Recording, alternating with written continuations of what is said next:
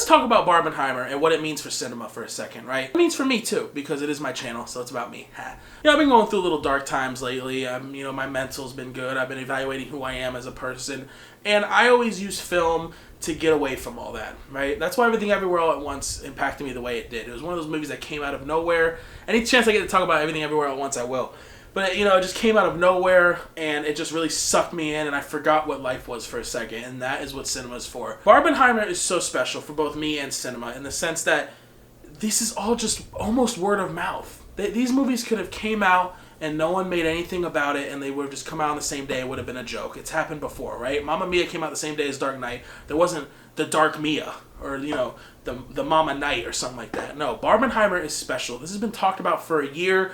These movies are performing amazingly at the box office compared to a lot of flops this year. I mean, yes, you've had, Guardians and Across the Spider-Verse, but a lot of movies in cinema have been flopping and failing this year, and we don't know why. We want something new. And this was just basically word of mouth. TikTok, Twitter, Instagram have been hyping this up for a year just because of the joke that these movies just look totally different. And like I said, it's not Barbie or Oppenheimer. It's always been Barbie and Oppenheimer. And look at how it comes out. Both movies get an A. Both movies are in the 90s for Rotten Tomatoes. Both movies are making hella money. I mean, Barbie made its whole budget $150 million in like a day or two. Oppenheimer was projected to make $40 million, which is good also. I wanted to say quickly, wow, Barbie's beating Oppenheimer. It was always going to beat Oppenheimer. Oppenheimer's rated R, first off. Second off, it's a 3-hour biopic. 3-hour rated R biopic. And it's making $40 million more. It was supposed to make like $40-50 million. It's already at $70 million, and we're at Saturday. It is just truly incredible. I'm so glad that Greta Gerwig and Christopher Nolan are just seeing this happen because both their films are phenomenal, and I'm so glad both of them hit the mark, and that's what's so important, is that they both hit the mark. Everyone's going. I mean, my theater, I waited 20 minutes for a popcorn. I haven't done that in years, probably since Infinity War. And it's just so good to see. I'm so happy, guys. Hey guys, what is up? Big Reviews here, back again with another video. Today we are talking all things Barbenheimer. If you guys haven't heard, I've been living under a rock, which is okay. Barbie and Oppenheimer came out on the same day, July 21st, and I decided to wait till Saturday so I can make sure I can do Barbenheimer right. Wanted to go with some friends, and some of us had to work, so wanted to wait for a day we can do all of us, and we did it today. And I've been at the theater all day. I went at 10 a.m. to watch Barbie, 4 o'clock to watch Oppenheimer. Now, apparently that is not the right way people have been doing it. Apparently people have been doing Oppenheimer, then Barbie, but I knew Oppenheimer would be heavy hitting. Barbie was too, actually. There was a lot of emotional beats in Barbie and a lot of stuff to make you think about in Barbie about the real world, but Oppenheimer was just it's a 3-hour character study, and it just made me think, and I just didn't want to watch Barbie right after that. I was debating if I should make one Barbenheimer video or split it up into each movie, but I think I'm going to just do one because that's been the thing for the past years that these movies are coming out. If you don't know the big deal, Barbie is just such a different contrast to Oppenheimer. Oppenheimer's dark and gritty, like I said, and Barbie is all colorful, pink and lighthearted, and it was really cool seeing the theater's so packed. I mean, yeah, Avengers movies are cool, but to see all these people from the internet make this thing, and they're not doing Barbie or Oppenheimer, it's Barbie and Oppenheimer. Both movies obviously have critical acclaim. People are loving it. The ratings are good. The box office is proving it, and when I went, the theaters were packed, and I'm 2 days late. Let's go ahead and talk about Barbie quick. I'm going to talk about some non-spoilery stuff, and then I'm going to get into some spoilers, so if you haven't seen this or Oppenheimer, you might want to wait, or just wait until I, start talking about spoilers and leave. But Barbie was fantastic. I only watched the first trailer for Barbie because I actually missed the second trailer, and then by the time I wanted to go watch it, we were getting kind of close to release, so I was like, I want to go in with as little as possible, and it did not disappoint. It blew me away. Margot Robbie, first off, this cast is incredible. Kate McKinnon, Margot Robbie, Ryan Gosling, Simu Liu, Will Ferrell. I don't know the actor of the mom, but she did I think her name's America. I think so. She did a phenomenal job in the movie. Anyone in this movie did great, and the vibes just off rip, it's kind of like the Lego movie where you're in Barbie's world, but you kind of know that maybe it's not all that, maybe someone's controlling her, people in the real world have effects on this world, and you get that vibe immediately. But the set design is incredible. I love how this is and obviously nothing has to look realistic, and Greta Gerwig, amazing director, she's 3 for 3. You can tell this by the sun or the waves. They all look fake because it's Barbie land, but it just works so well with the set.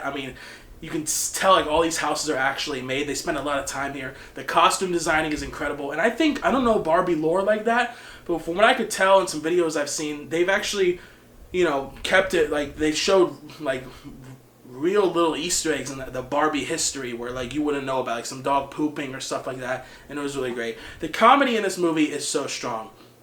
I don't think I had any missed jokes for me. Like, I had a chuckle almost every joke they were setting up. And it comes back to the acting as well. I mean, the jokes are just incredible where they keep flowing. It's kind of like how an episode of The Office where like the jokes go and go and go and they pile on each other. It's literally like that where like you don't really get a break to stop laughing sometimes because they're just going nonstop, especially when the Kens are all there trying to impress the Barbies. I love it. Now the themes and the messages this movie is purveying is really effective, especially towards the end. This movie is about how women just get shafted in the real world. I mean, it's no real, secret. And the people who, guys, let's be honest, the guys who are watching Barbie and getting upset and saying the movie's not good, the movie calls them out on this because, like, literally all women are asking for is just be seen. And, like Barbie goes to the real world and she gets catcalled immediately and all this stuff that unfortunately happens in the real world all the time. And Barbie Land is basically flip of the real world. Now all the Barbies are in charge and they go to the real world and all the men are in charge, and that's what causes Ken to go back to Barbie Land and try to make it Ken Land. And that's basically the whole plot of the movie. And just towards the end, I mean, I'm going to start talking about some spoilers, but so if you guys don't want to watch spoilers, go back. But the ending of this movie was really impactful, and I know it was especially impactful for the people that it was actually, talking to, which is the women of our world. And they used real footage of people who worked on the movie, of like their kids and stuff, just like, and it's a really powerful scene where Margot Robbie, this woman tells Margot Robbie to just feel because she wants to become a human, and she gets all these visions of just all these, just women doing stuff, women living, women with their kids, women doing everything because they can do that, and she starts crying. And Margot Robbie is a phenomenal actor. The scenes in this movie where she cries for fun sometimes, like at the beginning, she's like, what is this, a tear? But like I said, in that moment where she's talking about feeling, like, you can really tell that this is all just hitting her, and she plays it phenomenally. I mean, there are some Oscar noms to be talked about in this movie, okay, let's be honest. The mom, I think her name's America, again, don't quote me, but I think that's her name in real life. She does a phenomenal job, because the twist in this movie is that you think Barbie's going to go look for the kid who's controlling her. You find out that the mom was actually the one she needed to see, because the mom feels sad because her kid won't talk to her, and she's been drawing all these little things, and it turns out, and that was just a phenomenal moment too, just seeing like a mom be vulnerable in front of her kid, because parents like to keep a facade on them sometimes, and it was cool that she was being like open in front of her kid when Barbie was there. This movie did not disappoint. I am glad I saw it first because it was just a lighthearted, fun movie. Everyone was laughing. Like I said, every joke hit. I was like audibly laughing hard at some of the jokes. Michael Cera especially as Alan kills it. His little like convos I'll just trail in the abyss because no one's listening is one of the funniest things ever, and it just kills me. There are some secrets I don't want to give away of the movie just because like when they first pop up you're like, that's so funny. But yeah, that's my overall gist. I loved Barbie. I think I'll talk about Oppenheimer a little more because Oppenheimer is just one of those movies where you kind of have to delve deep, but that was really all I loved about Barbie. I don't really have any complaints. I mean, it's beautifully shot, beautifully directed, beautifully lit. The music's beautiful. The soundtrack, the acting, everything. I give Barbie a 10 out of 10, guys. And you can say I'm weird for giving it a 10, but I really do think this movie hit the spot for what it was going for. It's not going for an Oscar bait or anything like that. It's going for what it's going for, and it hits. And I give it a 10. Please go watch it, guys. Now, guys, let's get on to probably my most hyped movie of the year, other than probably Guardians or Across the Spider-Verse, which is Oppenheimer. If you guys don't know, Christopher Nolan, a phenomenal director. He didn't even go to film school either, which is the cool part. Phenomenal director. This man's never had a miss, I'll say it right now. Interstellar is one of my favorite movies of all time. And this movie just feels like the culmination of everything he's been working for. This is basically a 3-hour epic, but it's a character study at the end of the day. It's studying Oppenheimer, who he was, why he did what he did, and it's really effective at that. And that's because also Cillian Murphy, wow. Cillian Murphy is one of the greatest actors of our time. Let's just be honest. I mean, I haven't seen Peaky Blinders, but from what I've seen, he's amazing in it. Everything he's in is just amazing, and he carries this movie. He is literally in 99% of this movie. I'd say like 1 out of 2 shots, he's in. Most of the time, 1 out of 1. Because towards the end, he's not in it somewhat. But, wow. I mean, he's incredible. Emily Blunt's fantastic. The guy who plays Einstein's fantastic. Robert Downey Jr. Give Robert Downey Jr. the supporting actor Oscar, please. And I do think Cillian Murphy should win Best Actor this year. And I do think Christopher Nolan should win Best Director. We still have, Killer of the Sunflower. I forgot what the movie's called, by Martin Scorsese. That could be that could be competing with Oppenheimer because you do have Leo DiCaprio and Martin Scorsese. But I do think Nolan finally deserves his Best Director here. The sense of dread this movie builds up also is what I want to talk about, because that's why I wanted to see it last as well. The sense of dread, because we know what a nuclear bomb is. And you see Oppenheimer just slowly start breaking down as he gets closer to making this bomb. And the minute he makes the bomb, you can tell he does not want this to get out, and he knows what humanity's capable of. And if you guys don't know who Oppenheimer is, just look up his speech, and you see some of it in the movie, where he talks about how he has become death, the destroyer of worlds, which he got from a Hindu scripture, and he actually quoted that in the Trinity test. If you guys don't know, a little quick history lesson, the Trinity test was in Los Alamos, New Mexico, and that is the first launch of a nuclear weapon. They were testing it there, and you do see it in the movie, and it is shot phenomenally. The editing, I mean, I'm going to tell you right now, this movie's a 10, guys. The editing, the sound mix, the soundtrack by Ludwig Göransson, I think that's his name, fantastic. This man's on a roll. He did Black Panther, he did Mandalorian, and now he's doing this. I mean, come on. He is fantastic. And there's also, so when he has his panic attacks, or when he's like being in a stressful moment, you hear like this dun, dun, dun, dun. And that turns out to be the sound of all of the scientists and army people at Los Alamos after they launched the weapon successfully, chanting their feet. And that was just so amazing. The ending of this movie just leaves you like, what the fuck?